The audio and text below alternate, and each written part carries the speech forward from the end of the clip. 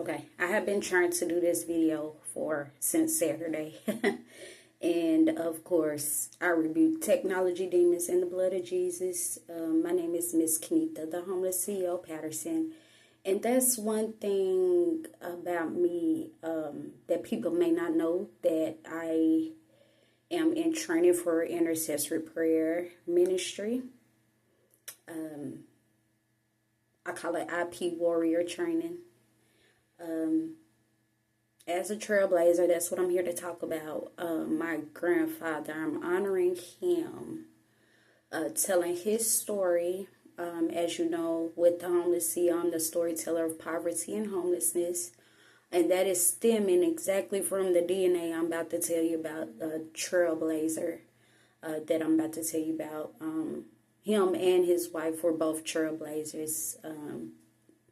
But just honoring his birthday, September 14th of 1926. He would have been 99 years old this year.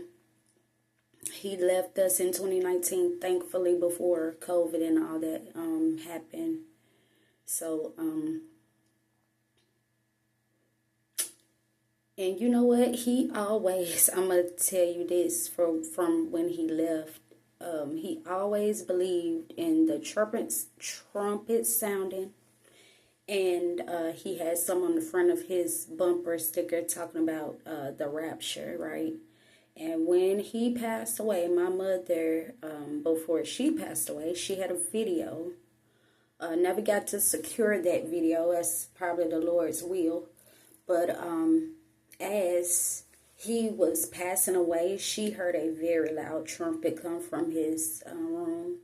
And also she caught a bunch of orbs in his room. So they was taking him off to glory. That's one person I can guarantee you that's where he went up to his mansion. I saw the footage of both the orbs and the trumpet sounding. That's just one part of his legendary story. And the legacy he left behind, how the Lord came and got him. Wow, that's just crazy. To even a person without spiritual, emotional intelligence, also spiritual and emotional intelligence, let's say it like that, would not understand what I just said, and they probably think I was crazy, but it was a video that I witnessed of both. Of course, my mom's gone, so it's probably no way of attaining that. I don't know how to get it anyway. But to his story, and then I'm going to follow up with what I'm doing now with regards to housing. I didn't know before he passed away, when talking to him, that he also had dreams of creating housing in Springfield, Tennessee. Is where he pastored for over 40 years. New Jerusalem Temple Church there in Springfield, Rudolph Street. I'm so elated with who took his place as the pastor there. I know he's going to create also a legacy for that body, that it would continue, right? And so the Lord did that too, because I just prayed for someone that would be after his own heart, and I see that with the new pastor. So that's a blessing to the congregation, right? And another story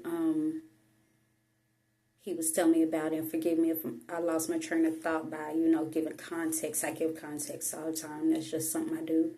But he was telling me about when he was working for the United States Postal Service, and they continued to give him grief, basically, by discrimination. Of course, this is back 50s, 60s-ish, and they had to, after he wrote to Washington about what was going on, they had to make him his own position.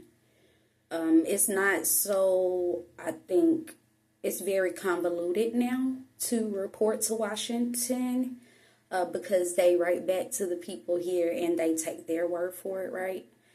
And so I don't think that is due process at all. However, even with that being said, but God, right? But yeah, they had to create his own position, and when he retired, it went away.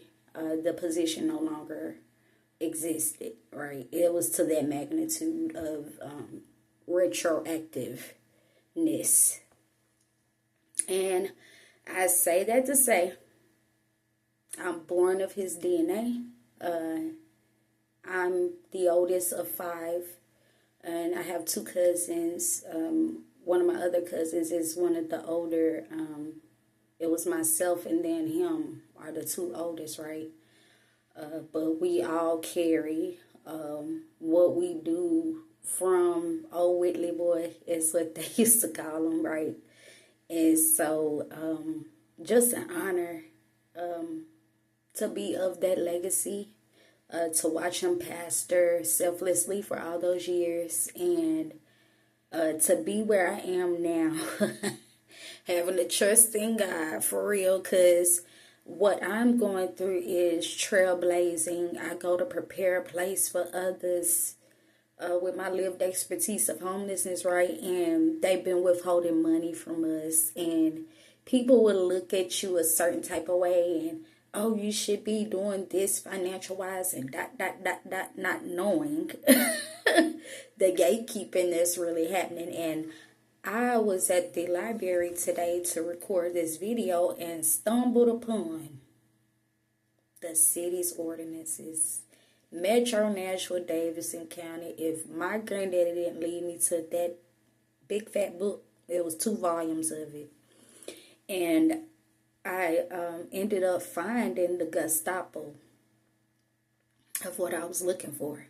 So that just synchronicities and confirmation. The first thing I heard when I got to my church was, you better get to know God for yourself. I took heed to that right then and there. About age 24, I want to say, ended up getting delivered from the sexual assault I survived at 5 years old. I was very mean. I tell this story all the time of how mean I used to be until I found forgiveness. Then it transformed me till now. Even till now, I'd say 2023, I had a whole what people probably would call an ego death or a spiritual death. It wasn't physical, though some situations feel very much so physical, and your body can feel every bit of it when you're empathic. But I have discovered the full me by now, right? And my confidence is not in myself, it's Godfidence is what I have.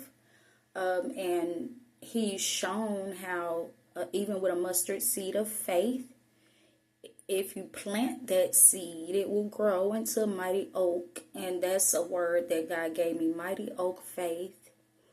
And also grateful for the oil. Even spiritual plantations are a part of my assignment. So you got housing, you got prayer, you got spiritual plantations. I've been dealing with that in the situation that this is. And even at what's going on in the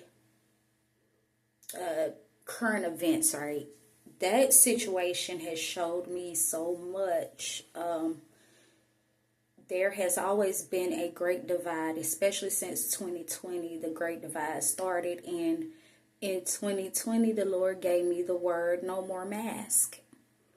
And that was for myself, and that was for the masses as well, not just me. But yeah. Right now is the moment. Today is the day. And just talking about legacy, that's what they've been teaching on in church. And I've been discovering so much during that series